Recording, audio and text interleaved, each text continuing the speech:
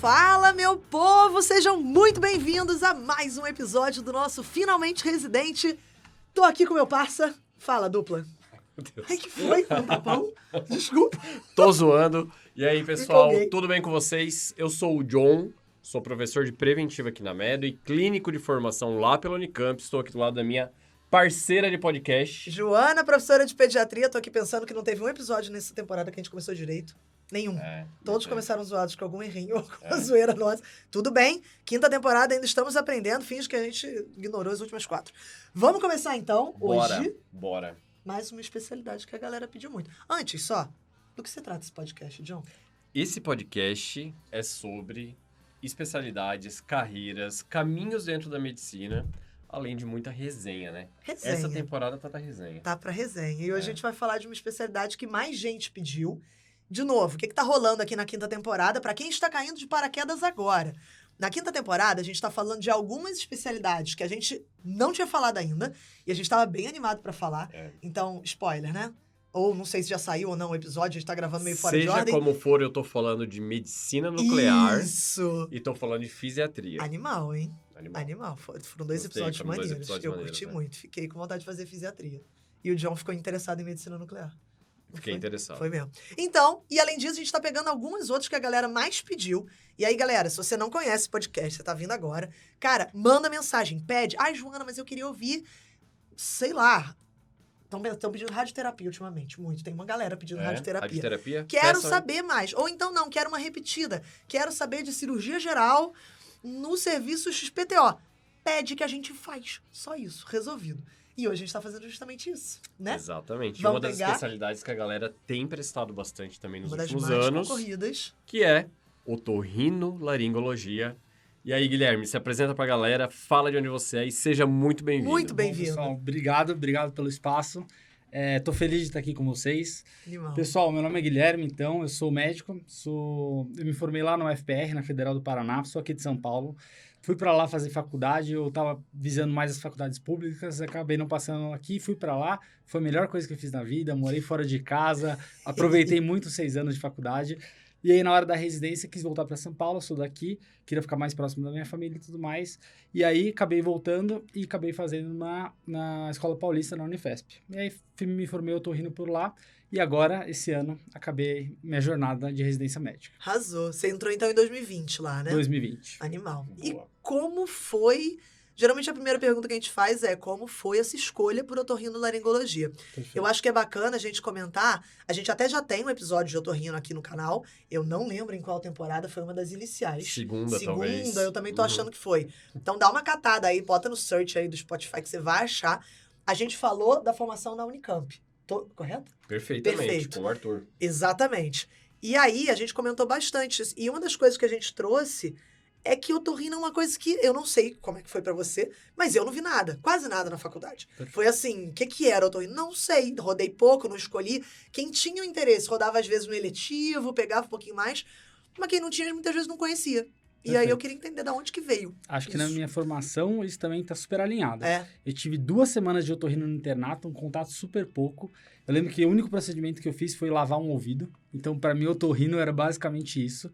Muito bom. E a sua escolha, sua pergunta é uma pergunta complexa. Como que eu escolhi? Na verdade, no começo foi por exclusão. No internato, eu fui tendo contato com inúmeras especialidades, fui falando, não, isso aqui não é para mim, isso aqui não é para lá. GO, por exemplo, não me sentia à vontade, não queria pediatria. Tinha umas criancinhas super graves, eu falo, não quero lidar com esse tipo de paciente. E aí fui escolhendo. E aí, no final, basicamente, eu fiquei inclinado a escolher uma especialidade que fosse clínica e cirúrgica. Eu queria que minha rotina tivesse mais variabilidade. Tanto de centro cirúrgico, como de ambulatório, de exame. E aí eu fiquei entre 4, basicamente, que era dermatologia, oftalmologia, otorrino e ortopedia. E aí, vamos lá. Dermato, não acho que eu tinha cara de dermato. Não me interessava tanto assim. Parte de ortopedia, achava que às vezes aqueles traumas, as cirurgias eram de um porte maior do que eu achava que era o meu perfil. E oftalmo, eu não gostava nem da parte teórica, nem da prática, que é o pouco que eu tinha tido na faculdade. Uhum. E aí, basicamente, a otorrino, ela cumpria os pré-requisitos que eu achava interessante. Ser clínico, ser cirúrgica, ser resolutiva. Os pacientes nos procuram, às vezes, com um problema, eu consigo auxiliar ele, consigo resolver o problema dele. Tem a parte ambulatorial, tem a parte cirúrgica, exames. Então, acho que foi mais por esse motivo. E hoje, eu acho que eu fiz uma escolha boa e tô feliz com a minha escolha. Pô, animal. Animal. É maneiro ver o processo que você levou até escolher a especialidade. Muita gente que ouve a gente fica assim, cara, não sei o que eu faço, gosto de tudo ou não gosto de nada. Onde eu encontro a ideia do podcast também é essa, tentar ajudar a galera. E essa é uma das excelentes opções que a galera tem. Eu gosto quando você fala que você quer um clínico cirúrgico, porque te dá a possibilidade de uma variabilidade intensa. E a otorrino, né, por mais que seja uma coisa que às vezes soa na nossa cabeça restrita, não é. É uma coisa imensa. E depois, lá no finalzinho, eu quero puxar um pouco esse assunto. Perfeito. Boa. Guilherme, quais são as perspectivas em 2024 para a doença de Meniere? Sacanagem. Doneida! Do nada. Caraca. Sacanagem. Olha, no início do Eu Eu só quero podcast... saber Não, como que é dividida a residência. no início do podcast... Eu achei sacanagem. Porque no início do podcast, tem uma galera que a gente convida que é nosso amigo. Gente, tipo, trabalha aqui com a gente e tal. Então, a gente tem uma descontração tranquila. Perfeito. Quando não é alguém que a gente conhece, tipo o Guilherme, que não é, assim, nosso amigo, é convidado de convidado nosso, Perfeito. a gente vira e fala, olha, fica tranquila, a gente não vai fazer nenhuma pergunta sacana pra você. Aí chega aqui... Do nada, segunda pergunta. Já teve casos de É. família nesse podcast. É. Já teve... Nossa, qual foi? Inclusive, acho que o Dr. Rino. Do quê? Cara, eu não lembro. Ah, Teve algum sim, familiar, Ixi. romântico. Foi Ixi. pesado. Tem rinha de residência. Esquece. Vamos mudar de Perfeito. assunto. Pergunta direito. Como que é a residência de otorrino lá na Paulista e como que é dividido de estágios ano a ano, assim? Perfeito, vamos lá.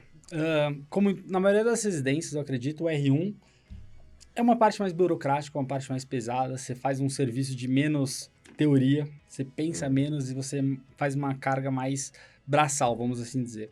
Então, basicamente, o nosso R1 ele fica muito tempo no pronto-socorro, Tá. pouco tempo no centro cirúrgico e algum tempo em ambulatório. Tá. O R1, além dessas funções burocráticas que envolvem uma cirurgia, então soltar um aviso, internar um paciente, isso quando a gente está no internato, a gente não sabe que isso existe. Né? A gente está no internato, a gente vê o paciente operando, a gente vê o paciente de alta e vê o paciente no ambulatório. E essa mágica... Internato é elite, né, cara? A galera não percebe, mas Não. internato é elite, tá? Perfeito, Esquece. é ótimo ser interno. É. É mesmo? Aí quando você vira R1, cara, bom, mas o R1 fica responsável por isso. No R2, basicamente, você ganha uma função mais teórica. Nosso R2, ele apresenta as reuniões semanais de discussão de caso. Tá legal. Então, basicamente, a otorrino, a maioria do pessoal não sabe, eu também não sabia. Tanto que isso é uma curiosidade, vou falar rapidamente isso. Por favor. Na minha entrevista, um dos meus chefes perguntou assim, e qual sub-área da otorrino você mais gosta? Aí eu pensei, e agora, que eu não sei nenhuma? Não sabia. Não sabia. Nada? Eita. Não sabia que existia otologia, otoneurologia, laringe, otorrinopediátrica, enfim, tem umas 8, 9 subespecialidades. E basicamente o nosso R2 então fica a cargo de organizar mais essa parte teórica, apresentar as reuniões e já começa a ganhar tempo cirúrgico. Começa a operar nariz, cirurgias mais simples e fica com cirurgias menores complexidade. E é a partir do R3 que aí de verdade você se torna um otorrino de fato, porque você começa a operar laringe, pelo menos na Escola Paulista, laringe, ouvido, nariz, estética, e aí o seu horizonte de cirurgia aumenta muito. Então, assim, de forma grosseira, como que eu posso resumir para quem tem interesse? O R1 vai ter uma parte burocrática lá, braçal mais pesada, o R2 você já começa a ter uma cobrança quanto à teoria, então o R2 já não pode estar perdido, o R2 tem que saber as coisas, tem que estudar, existe essa cobrança. E no R3 a cobrança é diferente, cobrança é para você se preparar para cirurgias, todo chefe, todo fellow que é um R3 que estudou a cirurgia, tem um planejamento e tudo mais. E também a cobrança por parte ambulatorial. Então, normalmente o R1 e o R2 vai discutir com você, vai discutir com o fellow, com o chefe, mas aí já existe essa cobrança mais específica pro R3. Legal. Fiquei com dúvida quando você fala da carga cirúrgica no R2. Isso quer dizer que o R1 não tem carga cirúrgica? Quando ele entra mais como ali no centro cirúrgico. E você falou, né, que vai escalonando a complexidade da cirurgia. Sobra alguma coisa para R1 ou vocês só ficam lavando o ouvido? Perfeito. Uma ótima pergunta. Isso, na verdade, eu tenho uma experiência muito legal para trazer. No meu primeiro dia de residência, dia, eu estava num estágio externo, no Hospital Satélite, que a gente tem lá na Escola Paulista, e meu R3 virou para mim e falou assim, você estudou a técnica? Aí eu falei assim, que técnica, meu cara, R3? Aí ele falou assim, não, a primeira cirurgia da manhã é sua, você que vai fazer. E eu tava no meu primeiro dia. Enfim. Jesus amado. Enfim. Trote. Perfeito. Por alguns segundos eu cogitei que fosse um trote. Aí quando eu vi que ele tava com um olhar sereno, não tava brincando, eu falei, bom, Caô. tranquilo. Enfim, não deu nada de errado, ele me auxiliou, a chefe tava presente. Não, pera, você realmente fez a cirurgia? Fiz a cirurgia. Era uma Era o base quê? do crânio tranquilo. Não era. Te respondendo, basicamente o R1, ele fica com 4 cirurgias, basicamente, que é o Tá. tubo de ventilação, Legal.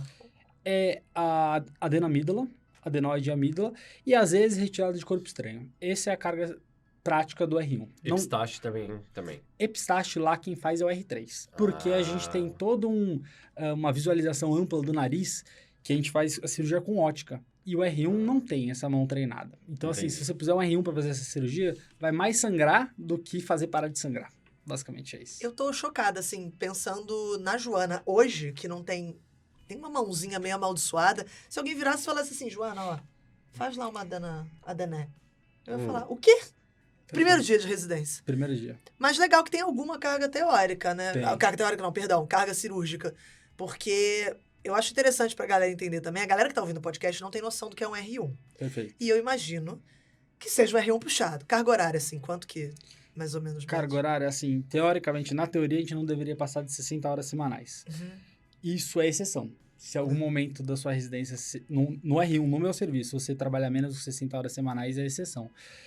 Mas assim, nossos chefes foram super transparentes desde o começo. E já avisaram, olha, aqui é uma residência de otorrino que tem uma cobrança maior, tanto prática quanto teórica. Desaconselham a gente ter uma carga horária de trabalho fora da residência, justamente porque falta tempo. E aí a cobertura é meio curto.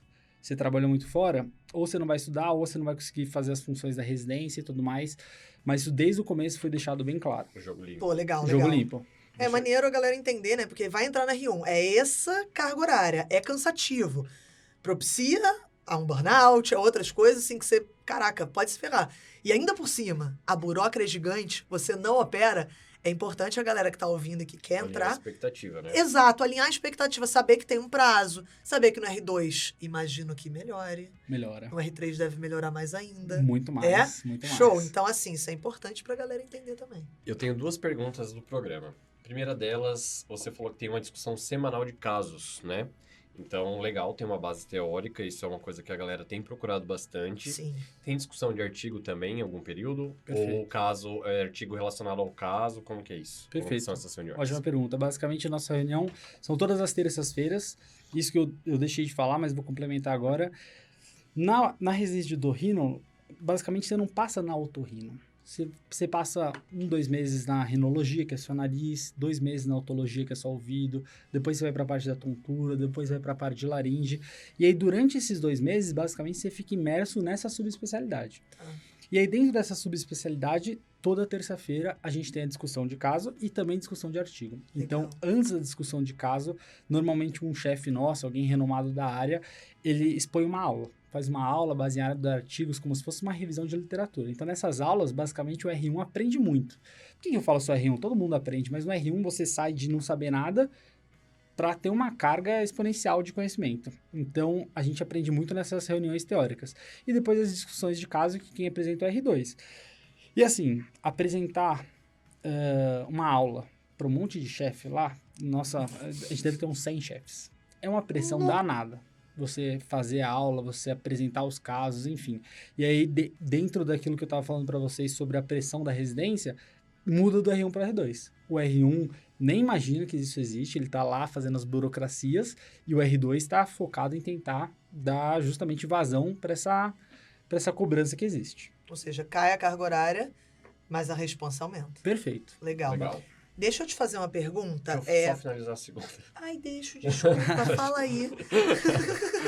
Você falou que no R3 vocês também operam a parte estética. E isso, geralmente, as residências não abordam, principalmente as residências que são de hospitais maiores, assim, né? Sim.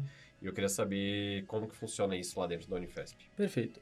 Assim, jogo limpo, a cirurgia de estética nasal é uma cirurgia que tem uma curva de aprendizado mais longa e a mão cirúrgica é muito mais delicada. Então, de fato, a maior parte da cirurgia estética, ela não é do R3, é do fellow, que é como fosse o nosso R4. Fellow de rino. Legal. Fellow de rino. Tá. Legal. Então, não vai esperando que no R3 a cirurgia vai ser toda sua. Pelo Perfeito. contrário, você começa o procedimento, você vai fazendo as partes mais básicas, mas é até uma questão de limitação, sabe, John? Não é questão de má vontade, é uma questão de treinamento cirúrgico. Não dá para você deixar um R3 tentar fazer um nariz, uma plástica facial que está no centro do rosto do paciente sozinho.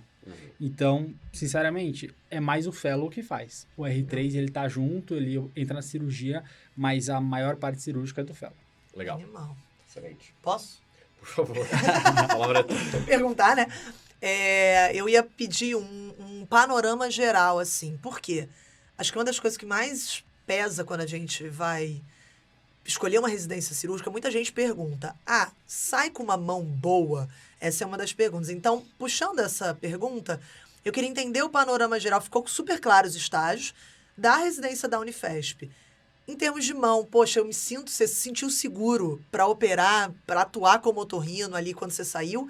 E de uma maneira geral, tem um equilíbrio bom ou tem alguma área que pesa mais entre pronto-socorro, centro cirúrgico, ambulatório? Porque a otorrina abraça muito todas essas áreas. Então, como que você classificaria, assim, no geral, a residência da Unifesp? Perfeito, acho que sua pergunta é 100% pertinente. Basicamente, lá a gente tem a sorte de ter 2 hospitais satélites. Então, para a galera que não sabe, eu também não sabia, o Hospital São Paulo, assim como é a Unicamp, assim como é a USP, como é a Santa Casa, são centros terciários. Então, basicamente, eles pegam casos mais complexos. Então, não adianta você achar que um R1, um R2 vai dar conta daquele tipo de cirurgia. E, felizmente, a gente tem o Hospital Geral Pirajussara e o Hospital... esqueci o nome. Geral Pirajussara e o Diadema, perfeito, o Diadema. Que aí o grau de complexidade diminui e o volume é muito maior. Então, como que a gente costuma entender a nossa residência? Basicamente, o Hospital São Paulo, ele te dá muita carga teórica. Então, os nossos ambulatórios são ricos, chefes super renomados, então, realmente, a gente tem uma discussão teórica super boa. Mas se a gente dependesse só do Hospital São Paulo para ter uma mão cirúrgica, ia ficar um pouco a desejar. Felizmente, a gente tem tanto o Pirajussara e o Diadema, que dão um volume cirúrgico muito grande. E da sua pergunta, se eu sair com uma mão cirúrgica razoável, acho que sim. Acho que para os procedimentos que um otorrino generalista tem que dar conta, eu não tenho problema nenhum. Acho que meus R iguais e meus R+, enfim, ninguém tem problema para sair fazendo cirurgias, entre aspas, normais. É claro, você vai me falar de um tumor de base de crânio, você vai me falar de uma rino secundária, você vai me falar de uma mastoide complicada, isso não. Aí para isso que serve o fellow e a subespecialização, para você dar conta dessas cirurgias mais complicadas. A otorrino tem isso já muito consolidado, né? Já tem alguns anos que o fellow, a sub da sub, tem sido cada vez mais comentada, né? Depois vamos puxar esse assunto aí também. Mas isso que tu falou até me levou a refletir um negócio, assim. Eu acho que uma pessoa só sai bem treinada se ela sabe em qual campo que ela atua muito bem. Perfeito. E em qual ponto que eu preciso de alguém com uma subespecialidade, por exemplo, para intervir. E isso é uma coisa que geralmente o recém-formado ele tem muito, aquele ímpeto de achar que é poderoso e consegue resolver tudo. E isso, na realidade, é maturidade, né? Quando a gente está bem formado e bem maduro, a gente sabe exatamente qual que é o nosso nicho ali de atendimento e aonde que, aqui é irresponsável Então, isso é bem legal. Porque isso é bem importante ficar afirmado, assim. A galera é uma coisa muito natural e muito frequente na medicina, né? Perfeito. Posso até te complementar de Por uma favor, coisa rápida? Claro, não. Basicamente, isso só complementando da parte da residência mesmo. Apesar de eu não sair fazendo todas as cirurgias que um otorrino consegue fazer, o fato de eu estar num serviço grande que aborda todas as sub-áreas, eu consigo ter uma noção de tudo. Então, por exemplo, eu vejo um paciente grave de cabeça e pescoço, eu falo, opa, isso aqui não é minha área. Eu preciso de um cabeça e pescoço rápido para resolver isso aqui. E tu tem o network para resolver. Exato. É o mais importante, né? Isso quando você falou que você tem mais de 100 chefes. 100 chefes. Isso é bizarro, assim. Você tem qualquer pessoa para referenciar uma rede de apoio, de contato incrível. E isso é uma das coisas pelas quais a gente fala tanto pra galera considerar a residência em São Paulo, vir fazer um grande centro, ter essa expertise, E isso é muito legal, por exemplo, do Hospital São Paulo, da USP, da Unicamp. Você tem ambulatórios muito subespecializados. Muito. Tem a pessoa, sei lá, da aritenoide direita, provavelmente. Exatamente. A esquerda é outra pessoa. Não, se eu contar pra vocês, tem um ambulatório de laringe, dentro da laringe tem a voz profissional, ambulatório trans, ambulatório de tumores benignos, ambulatório de tumores malignos, ambulatório de neurolaringe. Aí, por exemplo, Nossa eu Senhora. vi um interno lá do 5º ano passando no ambulatório de neurolaringe, o que de fato ele tá absorvendo ou não, difícil saber. Assim, ele tá tendo exposição a um caso diferente, mas assim, o que de fato ele tá absorvendo é muito pouco, porque eu no R1 absorvia muito pouco, você imagina o interno, coitado, que tá lá tentando aprender alguma coisa, mas isso é uma coisa muito importante, essa carga teórica e você ter profissionais de referência em áreas diferentes, faz você ter essa segurança de saber o seu limite. Opa, Legal. até aqui eu consigo, a partir daqui eu preciso chamar alguém, preciso ligar para um ex-fellow, para um chefe, enfim, isso aqui eu não consigo dar conta. O animal. Ô, Guilherme, me tira uma dúvida. Eu acho que você já comentou um pouquinho dessa multiplicidade de hospitais às quais vocês têm acesso. Mas pensando agora no Hospital São Paulo, uma dúvida que a galera pergunta muito também. Pronto-socorro, você pegou ele fechado, você pegou ele aberto? Porque isso é uma coisa que mudou recentemente na Escola Paulista.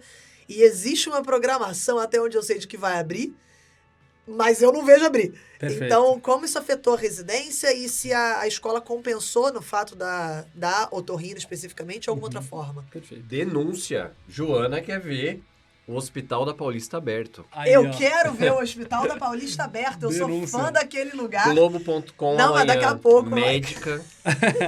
Não, mas... Não é, porque a galera Não. pergunta muito, né? Que fechou recentemente. Exato. E teve gente que gostou, teve gente que não gostou, teve gente que Perfeito. foi direcionado para um outro hospital e achou incrível. E achou que Perfeito. acrescentou pra caramba na residência. Então é uma dúvida que eu tenho aí. Sua dúvida é ótima. Basicamente, até 2020, o Hospital São Paulo, apesar de ser um hospital terciário, ele tinha uma entrada diferente, por exemplo, da USP, da Unicamp. Era mais parecido com a Santa Casa. Perfeito. Você batia na porta lá com qualquer coisa, põe pra Welcome. dentro. Venha. Exato. Só que acontece, essa conta acaba não fechando no fim do mês, porque é muito paciente, um volume muito grande, e às vezes o hospital não recebe o aporte que ele precisa para fechar as contas do 0 a 0.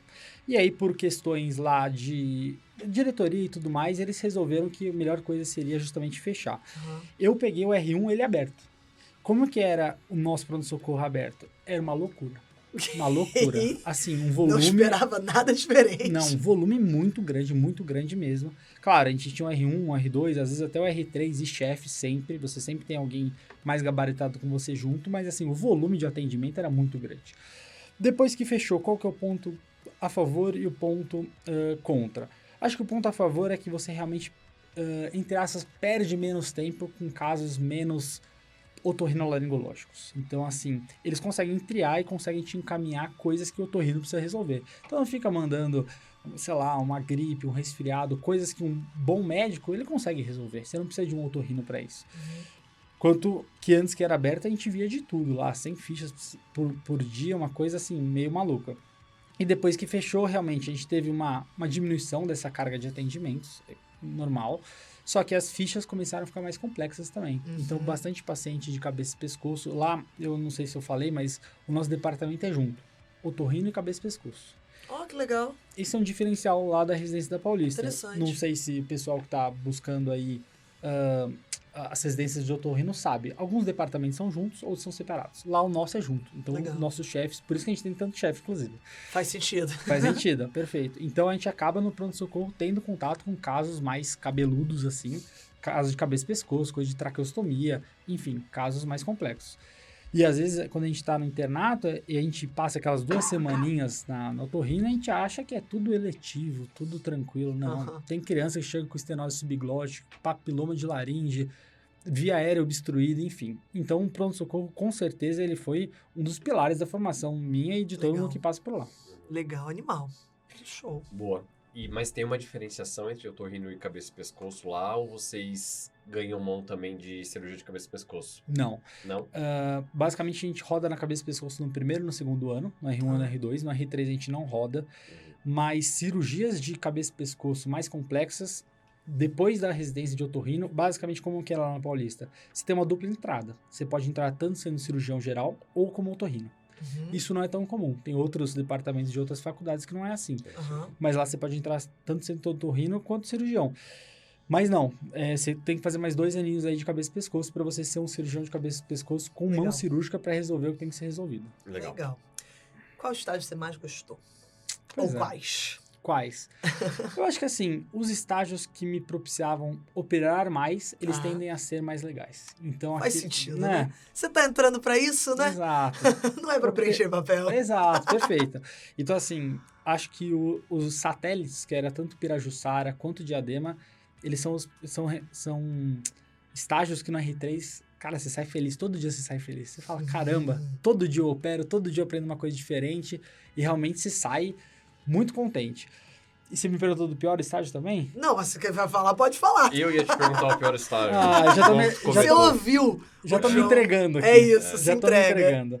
Bom, não é o pior estágio, mas assim, no R2, a depender da subespecialidade que você tá e a quantidade de urgências que você tem, a sua vida fica muito pior. Entendi. PS. PS. Clássico, né? Você tem que apresentar uma reunião com 15 casos de urgência, editar 15 vídeos, preparar uma reunião muito maior. Então, seu final de semana, meio que você vai emendando de segunda a segunda. Caraca.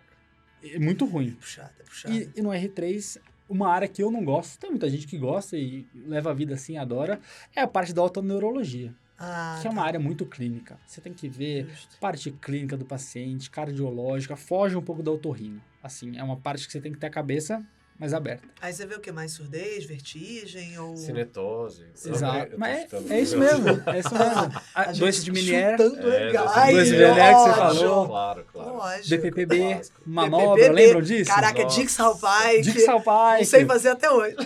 Aprendi com a Airplay. prova. Airplay, perfeito. Airplay. Cara, Estamos só te falando atender depois. queixa de tontura pra mim era uma tortura. Gente do céu. Era uma tortura. Ainda bem que criança Assim, não ó, fica o grau de segurança Mínima, né? mínimo com manobra de exame físico, assim, sabe? Tipo, mesmo. a própria história, assim, meu Deus do céu.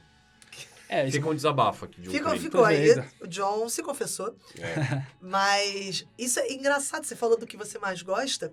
Isso é super comum. A galera entra falando assim, Hospital São Paulo, Einstein, e aí o estágio que mais gosta são os satélites. É super comum. A galera do Einstein que vai pra Mboi ou pro Grajaú e adora. A galera que Unicamp, roda, Sumaré. Unicamp que roda no Sumaré. É super comum, a gente ouve essa história pra É que caramba. rola um carinho com o hospital secundário. A E- gente é mais acolhido, a gente é mais protagonista do serviço. Entendi. Isso é essencial, John. A Você é comida mais melhor. protagonista. É. Assim, no Hospital Satélite, tem menos chefe, tem menos fellow.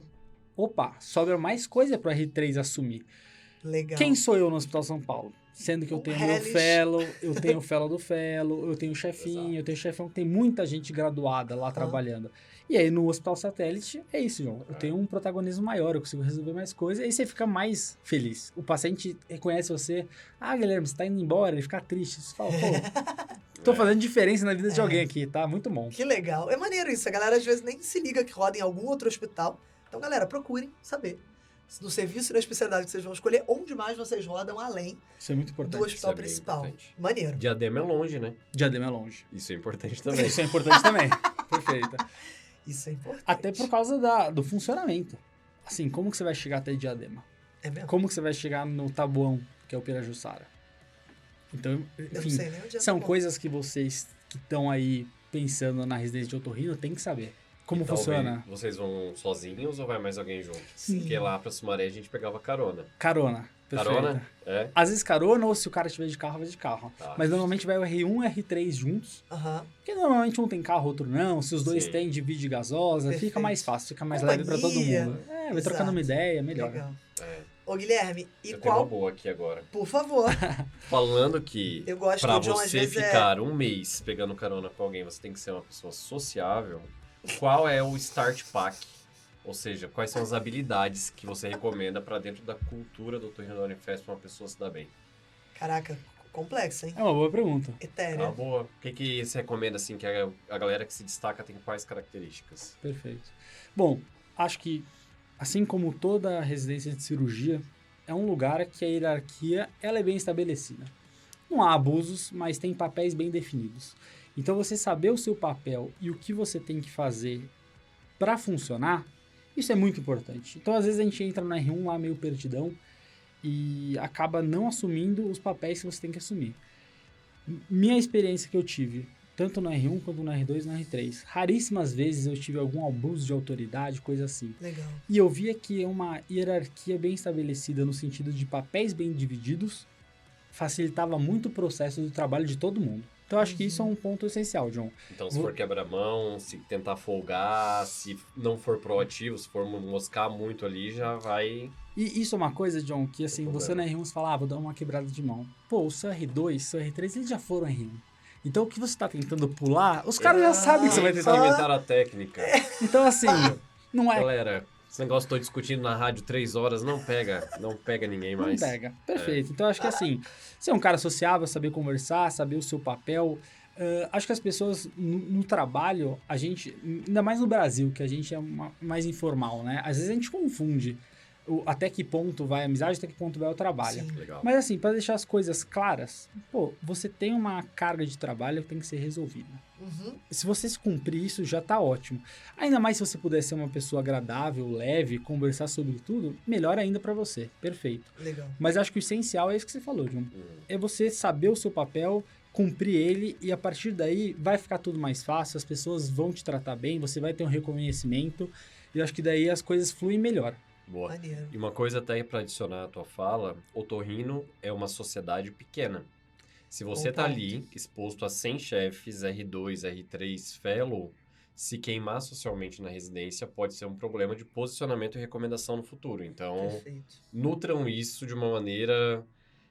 É uma coisa que não tá técnico, não tá no livro, não tá no óbvio, mas é o que mais vai poder te alavancar depois. Então, vamos com esse bom senso aí na hora da residência. Total. Perfeito. Animal. Ô, Gui, Gui, já tô íntima. Por favor. Eu ia te perguntar, teve algum caso que te marcou? Que você lembra, assim? Teve. Talvez não foi um caso de otorrino, mas como eu falei pra vocês que o nosso departamento é junto, otorrino em cabeça e pescoço, foi a primeira vez que eu vi um senhor com um tumor de esôfago e a via aérea dele autoobstrutiva. Chegou com uma dispneia, falta de ar, taquipneia, o cara tava assim... Chegou no PS. PS, totalmente instável, chegou sem recurso nenhum. A gente levou pra sala de emergência e aí basicamente a gente precisava de um chefe bem treinado. E é tanto uma chefe minha lá da cabeça e pescoço, que foi a primeira vez que eu vi alguém fazendo uma traqueostomia com local. Então basicamente o paciente está acordado, você faz uma anestesia no pescoço do paciente e ela, de tão habilidosa que ela fez aquilo lá em questão de minutos. Assim, em 2 minutos ela tirou o cara de uma urgência. E eu fiquei assim, caramba, o que está acontecendo aqui? Esse senhor, há 2 minutos atrás, estava morrendo e agora ele está confortável com a tráqueo dele, tranquilo. Então, assim, foi um caso que a primeira vez que eu vi, eu falei, caramba, como faz diferença você ter uma mão treinada e a pessoa certa não era certa. Porque essa chefe podia não estar lá. Perfeito. Às vezes teria outra pessoa tão boa que conseguiria fazer também. Mas eu fiquei assim, como ela conseguiu resolver um caso tão complexo tão rápido? Isso eu acho que a primeira traca com o local que eu fiz foi o que marcou. Foi o que mais me marcou, Que talvez. animal. Sem dúvida. Que animal. Pô, legalzão. Você chegou a fazer tráqueo? Fiz. Você já... Lá como tem os residentes da CCP, é mais ou menos um acordo. A cirurgia de tráqueo é de um cara mais gabaritado, é do R3, do R4 da CCP, principalmente com o local. Quando é uma coisa de urgência, eles não vão deixar o R- treinar. É uma questão de vida, precisa de alguém treinado e gabaritado para fazer o procedimento. Perfeito. Mas, às vezes, numa situação mais controlada, no centro cirúrgico, paciente entubado, aí sim, às vezes tem espaço para R1, para R2, fazer junto com o chefe, junto com o fellow, junto com o R+, no ambiente mais controlado, aí dá pra fazer. Eu fiz algumas, acho que umas 8 tracas na minha residência, foi muito bom. Legal. É bom que você muda o caminho, né? Agora você provavelmente foi o choque de alguém. Perfeito. Algum interno, algum residente que falou, caraca, o que tá acontecendo, né? Legal, animal. Queria saber depois. Pós-residência. Pós-residência, pra onde você pode ir? E aí eu vou resgatar uma parada que você falou. Você falou que tem 9 subespecialidades. Em algum momento aí da tua resposta, eu quero saber quais são essas 9. Perfeito. Se a gente conseguir lembrar de todas. Bom, vamos lá. Vou das maiores, mais frequentes para as menos frequentes. Então, rinologia, parte de nariz, otologia, otoneurologia, laringe, otorrinopediatria, CCP, que é cabeça e pescoço. Perfeito. Tem a parte estética, de legal. rinoestética e estética facial. tem a parte de crânio maxilofacial, que a gente tem pouco contato, pra dizer quase nenhum na residência lá, é pouco contato. E tem a 8ª aqui que eu tô esquecendo. Vocês vão me dar uma colher de chá. Não tem problema nenhum, tá ótimo. Já tem coisa pra caraca. É sono, pronto. Aê, sono, maneiro. É muito importante, muito maneiro. importante. Vocês veem sono na... A gente tem um ambulatório específico só de sono. Olha que maneiro. Isso é, assim, eu não sabia, mas é extremamente relevante. Uma pessoa que não dorme tem perda de cognição, perda de memória, perda de funcionalidade. Então, assim, você saber resolver isso e saber agregar essa qualidade de vida pro seu paciente, pô, é essencial. Rapaz, eu ronco tanto. Aí, ó, tá vendo? De graça, meu Deus. Eu ronco demais. Sério? Demais. Aí, John, Deus, quem John. sabe você não está Demais. precisando de um otorrino? Caraca, John, Às vezes falta isso pra ele. No final, passa o contato. Perfeito. Por favor. Não, tu acha que eu não sou ruim, eu só durmo mal. Eu não tô morto por dentro, eu só durmo um pouco. Eu só durmo um pouco. Sensacional. Ó, então pegamos 9 subespecialidades aí, mas a sub não é necessariamente o caminho, né? Não foi o que você escolheu. Pelo Não menos foi. por enquanto. Vamos ver. Pois é, E aí? dentro dos 8 residentes, nós somos em 8 lá. Tá. A cada ano entram 8 residentes. Legal. E no meu ano, talvez eu fui o único que escolhi não seguir o fellow logo de cara. Por quê? A verdade é que eu queria ver um pouco como era o dia a dia do otorrino. Eu estava um pouco mais curioso para saber o que de fato ia me faltar no meu dia a dia, no meu consultório, do que de fato já me aprofundar numa sub-área. Legal. Então, assim, essa foi a minha escolha. Normalmente a galera já engata direto. Então, Tá. sai, já vai fazer nariz, sai, já vai fazer plástica, sai, já vai fazer ouvido. E eu preferi seguir o caminho contrário. Ver um pouco do que eu via de paciente, de demanda, de consultório, e depois, se eu achasse que fosse necessário, voltar, não tem problema. Para 1 ano ou 2 anos e faço uma subespecialidade, tudo bem. Animal. Isso é um passo bem interessante, cara. Bastante. Tava numa discussão esses dias com uns amigos, uma roda, do quanto que a gente tem esse negócio de nunca estou preparado. E aí nunca começa. Perfeito. E aí a pessoa que fica muito sub por muito tempo, também tinha gente nessa roda e eles ficavam, tipo, muito aquém do ponto de vista de manha de mercado, de se posicionar. Sempre trabalhando muito em equipe, muito em conjunto, mas perdi um pouco a noção a respeito disso. E a gente chegou nessa conclusão do tipo, cara, a gente escolheu boas faculdades, boas residências, a gente teve uma formação bacana. Não vai chegar o dia que você vai dizer, nossa, você tem que meter a cara, sabe?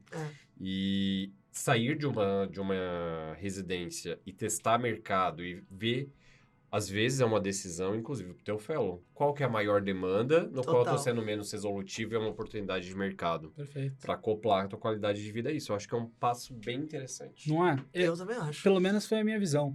Basicamente, eu queria saber qual o perfil de... Também tem outra, John. O perfil de paciente que você quer trabalhar. Perfeito.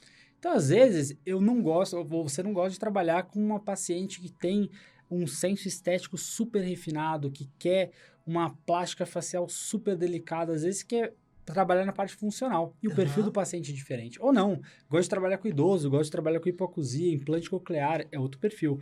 Ah, não, gosto de pediatria, que nem a Joana, gosto de trabalhar com crianças que têm atresia de coana, má formação de nariz, é outro perfil também. Total. Então, complementando você, John, lá na residência, se você for se amparar com os chefes olhando para cima, você nunca vai estar pronto. Porque sempre tem um cara mais gabaritado que você em todas as áreas. Então, assim, se você for sentindo esse sentido, eu só vou sair pro mercado quando eu achar que eu tô bom. Pô, gente, assim, de verdade, fizemos faculdades boas, fizemos residências boas, a gente consegue agregar na vida de muita gente. Você não precisa ser o 0001 da sub-área para conseguir atuar. Você consegue ajudar muita gente com o conhecimento que você tem. Mas isso é difícil, hein? Tem muita gente que tem muita dificuldade de lidar com isso. E fica protelando, né? E fica protelando. A gente acha, rola uma síndrome do impostor gigantesca e não, eu não consigo, eu sou médico, eu tenho que saber tudo de tudo. Eu tô falando, assim... Conheço amigos que são, eu não sou assim nem... Que é isso, gente? Pelo amor de Deus. E não tem nada de errado um caminho ou outro. Você tem que garantir que tá indo pelos motivos certos para esses dois caminhos, né? Perfeito. Então... Eu acho que tem que verificar, né? Eu acho que a gente tem que olhar para a realidade e falar, é isso mesmo, eu realmente não sei nada. Geralmente a resposta não vai ser essa, né? Você tem várias evidências na sua vida, você faz uma análise legal. Analista, beijo. Se você faz uma análise legal da tua realidade, você fala, cara, eu tô viajando, tô em delírio, nada disso faz sentido, sou um bom médico, consigo executar um excelente serviço, consigo ajudar meu paciente. Tá ótimo. Então, né? E te complementando, John, você falou, não tem caminho certo e errado. Perfeito. Às vezes você tá interessado, muito interessado em fazer uma sub-área logo direto. Cara, perfeito. Aproveita que você já tá se graduando, se subgradua, continua e tá ótimo. E às vezes você vai fazer aquilo lá por obrigação, porque todo mundo tá fazendo, você vai seguir mais um ano. Super comum, Pô, né? pensa, vê se faz sentido pra você, vê se faz sentido pra sua vida atual, e aí você toma essa decisão de forma mais assertiva. Legal. Acho que é valioso. É isso. Pensando, então, em possibilidades, assim, mais práticas, tem o fellow, tem não fellow, tem que continuar na geral, mas e aí? Ambulatório, inserção no mercado, plano, não plano, inserir quando você quer, eu quero fazer cirurgia, eu quero pegar a mão de cirúrgica, você tem que entrar numa equipe, como é que é isso tudo? Você consegue montar teu consultório? Ou, sei lá, você quer fazer uma videolaringo, pô, né, você vai conseguir fazer isso no consultório, imagino que seja caro. Como é que funciona esse investir em pragmático? Total. Bom, o que eu vou falar é minha realidade. Legal. Tem várias realidades por aí. Perfeito. Eu tô passando só a visão do que aconteceu no meu caminho. Mas, basicamente, como que funciona? Complementando de novo, John, você falou, é muito importante você ter uma relação boa com seus R+, com seus chefes. Cara, no futuro, esses caras vão ser otorrinos também, vão ser seus colegas e vão estar um grau acima de você. Então, basicamente, como que aconteceu comigo? Um R+, me indicou para assumir um convênio, fazer a parte ambulatório IPS também. Um outro R+, me chamou para ir para um outro convênio. Um ex-chefe da residência me chamou para entrar na equipe dele. Então, basicamente, eu me inseri em pronto-socorros, em ambulatórios de convênios e também em equipe cirúrgica especializada. Show. Meu consultório particular, ele vai andando devagar. Normal. Basicamente, tem uma curva lá que se fala entre 7 a 10 anos, que demora para o seu consultório engatar no sentido de pacientes particulares e você ter uma rede de paciente grande. Mas, basicamente, quanto antes você começar, antes você vai chegar lá na frente. E às vezes, se você ficar protelando lá, fazendo a subida, e for começar isso com 40, 50 anos, talvez aquele timing já foi um pouquinho mais tarde. Mas assim, então um consultório um pouco mais devagar, mas eu consigo na minha rotina atual fazer ambulatório, fazer pronto-socorro, fazer cirurgia, auxiliar chefes em cirurgias maiores e tenho tempo também para viver. Isso é importante, porque na residência... Cara, é difícil. A vida do residente é uma vida puxada. E hoje eu consigo separar lá uma manhã, uma tarde livre para fazer alguma coisa que eu queira, e passear com meu pai, e fazer... Enfim. Hoje em dia eu acho que eu vivo uma vida bem mais equilibrada do que quando eu era residente, com certeza. Legal. Mal. Excelente. Mais algo? Vamos perguntar. La pergunta? La pergunta? La pergunta, Qual que é la pergunta? La pergunta. Aquela que a gente não te alinhou antes. Perfeito. É sempre bom esses... Aquela que a gente geralmente não fala, que é a seguinte, acabei de terminar a residência de otorrino. Entrei pro mercado. O quanto alguém pode esperar ganhar em faixa, remuneração financeira ali, para ter uma ideia, assim, isso aí às vezes pesa, né? Quanto que eu posso? A gente sabe que ao longo prazo, o céu é o limite. Perfeito. Aliás, o céu é o limite em qualquer momento. Depende da sorte, depende da sua visão de empreendedor. Exceto na clínica médica e na pediatria, que não é bem assim. Que o céu não é o limite. Veja bem, a gente marcou o X errado, a gente sabe disso. Não, a cada episódio de podcast, a gente tem mais certeza disso. Especialmente no cirurgia cardiovascular dessa temporada. Se você quiser ouvir, eu te recomendo, mas ouça com um Kleenex. Pô, eu vou ouvir também. Agora eu também fiquei curioso. Eu também quero saber. Aí chega, ele bota o dobro aqui. Né? Não, acho que, gente, sendo sincero, isso é variável, conforme a rede de contatos que você tem, quanto você consegue se inserir em hospitais maiores, em hospitais que têm uma remuneração maior. Mas, em linha geral, assim, acho que sem conseguir cravar um valor, eu acho que a gente vai aí de 10, 12, 15 até uns 40, 45. Eu acho que essa é a faixa que eu vejo meus R iguais e até um R mais meu, um outro, nessa faixa salarial. É claro, dinheiro no Brasil é tabu, né? Ninguém fala muito sobre isso, fica tudo meio escondido. Mas é importante um cara que está pretendendo fazer otorrino saber, cara, eu estou no meu primeiro ano de formado. As coisas evoluem, você vai... construindo seu consultório, operando mais pacientes, criando mais vínculo com as pessoas e tudo mais. Mas acho que o que dá para esperar, eu acho que é em torno disso. Legal. E dá para você conseguir essa remuneração, Joana, tanto na parte de pronto-socorro, se você ficar lá 6 dias no pronto-socorro trabalhando, você vai tirar uma grana. Sim. Você pode escolher tirar um pouco menos e investir no seu consultório, que é uma carreira mais longa e mais demorada. Você pode, em vez do consultório particular, optar por ambulatórios de convênios. Então, você vai lá para um ambulatório de um convênio X, convênio Y, aí você tem um volume cirúrgico maior. Tem várias opções para você seguir vários rumos, mas acho que, no geral, eu acho que é isso. É isso que eu falei, essa faixa. Legal.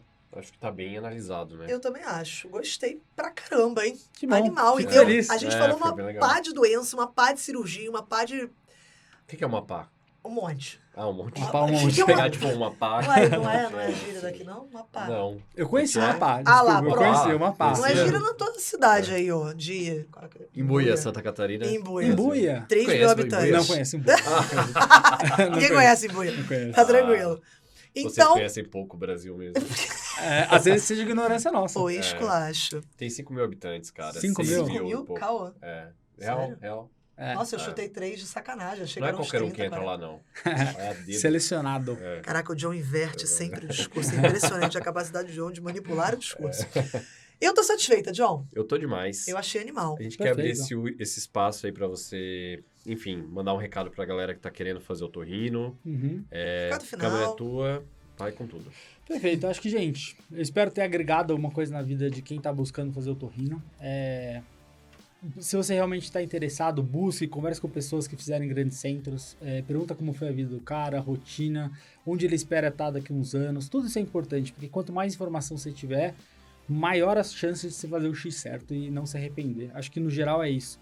Eu também busquei esse caminho, não tinha certeza do que eu queria fazer e fui falando com gente. Troquei ideia com o cara da geral, troquei ideia com a menina da GO, troquei ideia com a menina da pediatria e fui conversando com a galera mais velha para tentar entender onde eu queria chegar e qual que era o estilo de vida que eu queria seguir. Então, acho que é isso. Fica de recado isso, que vale a pena você, antes de fazer um X e para você ter maior chance de fazer o X correto, conversar com as pessoas, se informar, ouvir os podcasts aqui da Medway e você vai se aprofundando para ter um X mais certeiro. Acho que é isso. Animal. Excelente. Nossa, Guilherme, muito obrigada, Que isso. meu querido. Pô, foi excelente. Valeu, meu Você já querido, tinha gravado obrigado. podcast antes? Nunca. Eu tava nervoso. acredita? Nossa, mas você foi... Tava voou, muito nervoso. voou. Muito nervoso. Não, Aí eu que falei isso. assim, pô, é uma conversa. Eles estão me falando É que é uma papo. conversa, eu vou conversar com os caras e vamos ver o que É dá. isso, é super. isso. Galera, ficamos por aqui então. Muito obrigado por ter ouvido a gente mais uma vez. Segue a gente lá no Instagram, @jodamedway, @John da Medway, com DJ. perfeito. E no @medway.residência-médica. Se inscreve aqui, se você estiver ouvindo no YouTube. Se inscreve aqui no canal. Se inscreve, bota seguir ali no Spotify, Deezer, reprodutor aí que você esteja ouvindo o podcast. Acompanhe o finalzinho aí dessa 5ª temporada, que a gente tem muita coisa boa pra falar. Acompanhe a 6ª, ouve as anteriores, porque não? A gente tá melhorando, né, 6ª?